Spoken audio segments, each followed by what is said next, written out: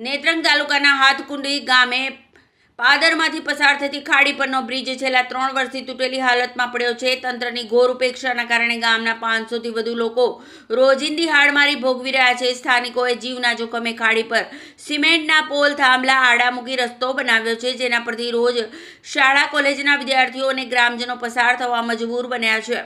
ચોમાસામાં શાળા કોલેજો બંધ, અંતિમ યાત્રા પણ પાણીમાંથી કાઢવી પડે છે. ચોમાસા દરમિયાન ખાડીમાં વારંવાર પૂર જેવી સ્થિતિ સર્જાય છે. ભારે વરસાદ પડતા જ ખાડીના પાણી ભરાઈ જતા શાળા અને કોલેજ જતા બાળકોનું ભણતર અટકી પડે છે.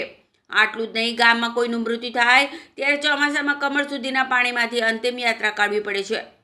મેડિકલ ઇમરજન્સીમાં દર્દીને ઉચકીને મુખ્ય માર્ગ સુધી લઈ જવાની નોબત ઊભી થઈ છે. બ્રિજ તૂટેલો હોવાથી ગામમાં કોઈ પણ વાહન આવી શકતું નથી. તબીબી કટોકટી કે મેડિકલ ઇમરજન્સીના સમયે દર્દીને જોડીમાં કે ખાટલામાં ઉચકીને મુખ્ય માર્ગ સુધી લઈ જવો પડે છે. ત્યારબાદ જ દવાખાને પહોંચી શકાય છે. ગામના પાદરની ખાડી પર વહેલી તકે નવો પાકો બ્રિજ બનાવવામાં આવે તેવી હાથકુંડી ગ્રામજનો ઉગ્ર માંગ કરી રહ્યા છે.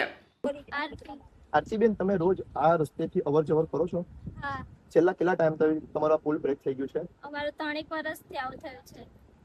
આવું તો હવે 1 વર્ષ થવા આવ્યું, પણ બહુ બધી તકલીફ થાય અમને, છોકરાઓને, નાના બાળકોને, ને અમને પછી અમારી સ્કૂલ ને કોલેજ બંધ કરવું પડે. છેલ્લા વર્ષમાં તમે સ્કૂલ ને કોલેજ વખત કેટલી વખત પાણીના લીધે તમે બચી શક્યા હશે? એવું તો કેટલી વાર થયું હોય. ચોમાસામાં તો એવું દરરોજ થતું હોય. વરસાદના લીધે પાણી આવી જાય એટલે રજા પાડવી પડે અમારે. તમારું? સંજયભાઈ, આ પુલ બ્રેક થયો છે ત્યારથી બહુ મુશ્કેલી પડી રહી છે. મોટા મોટી સમસ્યા તો એ જ આવે છે કે જ્યારે મૃત્યુ પ્રસંગ બન્યો આવા વરસાદમાં, આ સંપૂર્ણ પુલ ધોવાઈ ગયો છે, તો હવે એને સ્મશાને લઈ જવું, એમના માટે સ્મશાન ક્રિયા માટે લાકડા લઈ જવા, એ અમે કઈ રીતે મતલબ એમાંથી પસાર થઈએ? અમે આ બાજુથી પેલા બાજુ જવું હોય તો બ્રિજ ધોવાઈ ગયો છે, તો અમારે માથા પર લાકડા લઈને પછી બીજા છેડે જવું પડે પાણીમાંથી ઉતરીને. એટલે અમને મોટા મોટી સમસ્યા આ જ રહેલી છે કે જેમ બને તેમ પ્રશાસન જલ્દી અમે બ્રિજની વ્યવસ્થા કરીને બનાવી આપે એવી અમે આશા રાખીએ છીએ. સાહેબ, અત્યારે છે ને એક નહીં, ત્રીજા વર્ષ ચાલે છે. થોડું થોડું ઘણું ધોવાણ થતું જ જાય છે. અત્યારે તો એકદમ એવી પરિસ્થિતિ છે, તમે જોઈ શકો છો કે બધું ધોવાઈ ગયું છે. તમારા નાના નાના છોકરાઓ કેવી રીતના પેલી બાજુ આંગણવાડીમાં જઈ શકે એવી પરિસ્થિતિમાં ગામજનો એક જ સરકારશ્રીને નમ્ર વિનંતી છે કે જલ્દીથી જલ્દી આ પુલ બની જાય.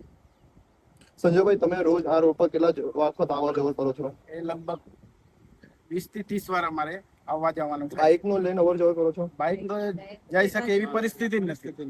કેવી રીતના જાય? જ્યારે મેડિકલ ઇમરજન્સી આવે ત્યારે આ ગામનું કઈ રીતનું એ હોય છે? એટલે છે ને અમે ઉચકી લઈને પછી પેલી સાઈડ લઈ જવું પડે છે. બ્રિજ બ્રેક થઈ ગયો, શું કહેશો? અમે કોઈ પણ પ્રકારનું કહી શકીએ એવી પરિસ્થિતિમાં જ નથી. અમે બહુ જ નિર્દય હાલતમાં છે. હવે આ પુલ તૂટી ગયો છે તો અમારા ગામની સદંતર અવર જવર છે એ બંધ થઈ ગઈ છે.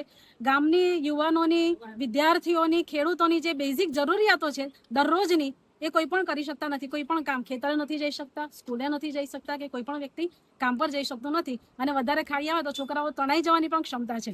ચોક્કસ આ રોડ પર કેટલા જણ રોજનો અવર જવર કરે છે? આ રોડ પર જનરલી 500 થી વધારે લોકો અવર જવર કરે છે.